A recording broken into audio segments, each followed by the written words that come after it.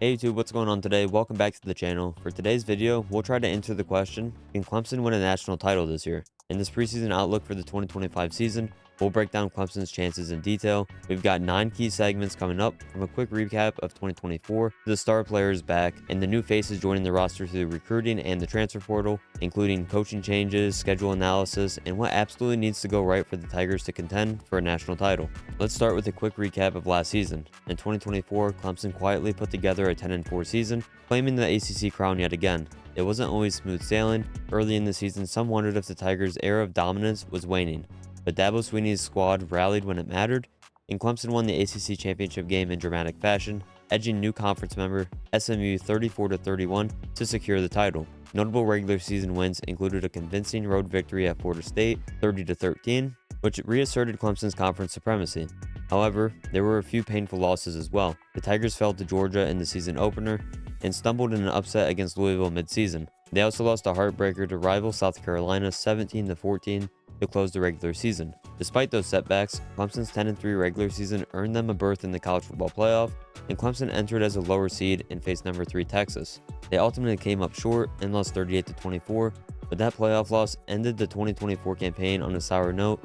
Reaching the college football playoff showed Clemson was back in the national title mix. In the bottom line, Clemson enters 2025 as a defending ACC champion and a playoff participant, but also a team with a few scars from 2024, and those experiences set the stage for this year's Natty Chase. One big reason Clemson fans are optimistic, along with myself, is this is a loaded roster with a lot of returning talent, and at the top of the list is quarterback Cade Klubnik. Klubnik is returning for his senior season after a breakout 2024. His improvements from 2023 to 2024 was astounding. He boosted his performance to an elite level, and his PFF grade jumped all the way up to an 88, which was 5th among quarterbacks. He is now viewed as one of the nation's top signal callers entering 2025, and Clemson will go as far as he can take them. And the good news is, Klubnik has evolved into the kind of leader who can carry a team.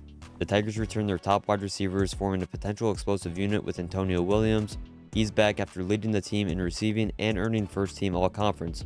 Alongside him, you have sophomore Bryant Wisco Jr. and speedy TJ Moore providing big playability, with Tyler Brown, another young receiver who flashed potential. This receiving core is versatile, fast, and a year older and ready to help stretch defenses.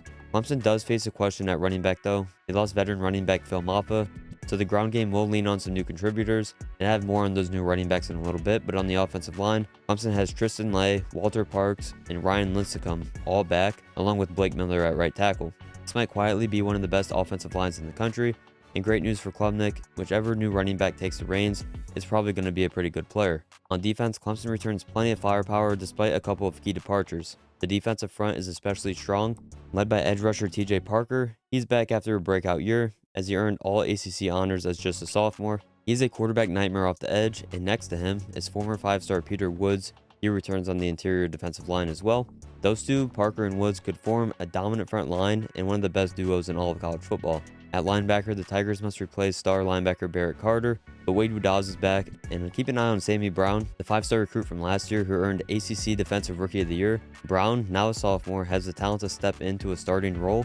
In the secondary, the Tigers return several key pieces as well. Cornerback Avion Terrell emerged as a playmaker last season as he led the team with 10 pass breakups, and he'll team with Jaden Lucas and Ashton Hampton to lock down the back end. Khalil Barnes and Kylan Griffin are back at safety, so that position is still very strong, and this defense is very experienced and hungry for 2025. They retain a lot of their production, and Clemson's D has a chance to be one of the nation's best this year. Now, for years, Dabo Swinney famously avoided going into the transfer portal, but 2025 is a little bit different.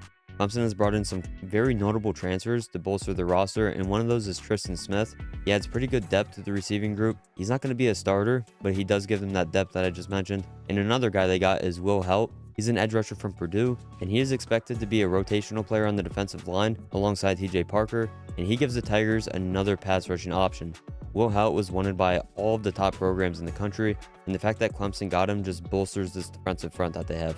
And on the recruiting front, for Clemson's 2025 freshman class, it's not as highly ranked as some past groups, but it still features some blue chip talent who could contribute pretty early on, and the headliner of that group is Amari Adams, a defensive lineman who was the #1 recruit out of the state of South Carolina, and he was a top 50 player overall. And another running back to know is Gideon Davidson, who's a projected starter as a true freshman. He was a top 50 player and Davidson could be the running back of the future for Clemson. We were talking about the need at the position, and he could step in and fill that role right away, alongside sophomore Jay Haynes. That's going to be the battle as we head into fall camp.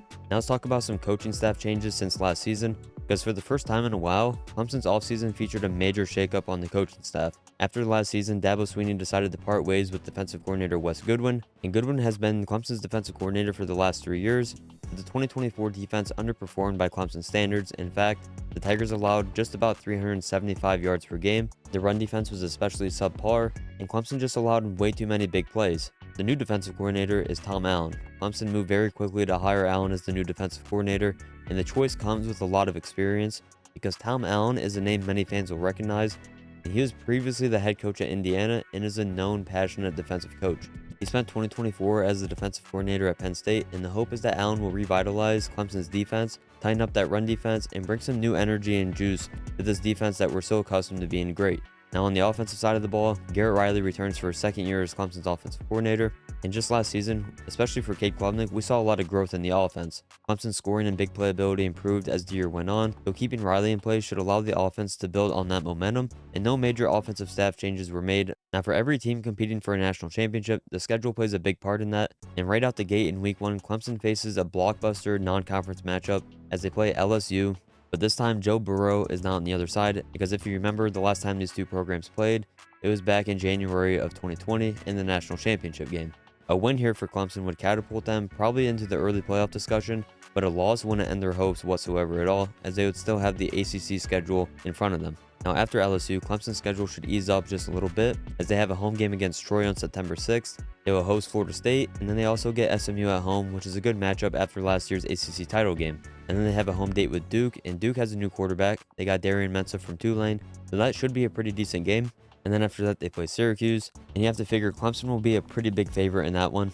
Now the toughest stretch might come in October, November, when Clemson has to hit the road, and they play Louisville, North Carolina, Boston College, and Georgia Tech. Louisville and North Carolina should be pretty solid teams this year, and we all know that they end the season with South Carolina. In summary, I think the schedule starts and ends with the two hardest teams. You have LSU and then South Carolina, but Clemson avoids Miami. They do get FSU and SMU. They're going to be favored in both of those games. If they can navigate the schedule, let's say no more than one loss, they'll be right back in the playoff and potentially get a top seed. But a couple of missteps could derail that title bid. It's a schedule with a lot of potential trap games, but it's also a schedule with a lot of opportunity. To end the video, let's just go through a couple things that needs to go Clemson's way if they're going to win a championship this year. First off, Cade Klubnik needs to play at a Heisman level. The Tigers need their star quarterback to be exceptional. The good news is Klubnik has shown that he can be elite, as his performance in 2024 put him in the conversation to be the best quarterback in the country. In 2025, Clemson will count on him to elevate the offense. That means making good decisions, hitting those deep shots to his playmakers, and protecting the football. And those new playmakers need to step up. We already mentioned the running back spot, and if Jay Haynes does get the starting job, he has all the talent in the world. He just needs to put it all together, along with Gideon Davidson. The offensive line was very solid last year, as we mentioned, but to win a title, they have to be more than just solid. They need to and should dominate games. In games against top defenses like LSU, South Carolina, the battle in the trenches will decide those games. Clemson's big guys, Lay, Parks, Miller, plus whoever fills that left guard spot, must protect Klubnik and push the pile in the run game. But this offensive line should be one of the best in college football. And last but not least, Tom Allen as the defensive coordinator. This defense needs to improve, and perhaps the biggest key is that defense just, going back to its traditional style. Tighten up, play aggressive, just like they did when Brent Venables was there. If they can get back to that top 10, top 15 level nationally, Clemson will be in every game and can lean on that unit when the offense has an off day. The margin for victory at the highest level is very thin, but Clemson has all the ingredients for a championship team. If they can put it all together, I without a doubt think they can win a national title this year. That's going to do it for today's video, guys. Be sure to leave a like and subscribe to the channel if you're new. And with that, I'll see you on the next video.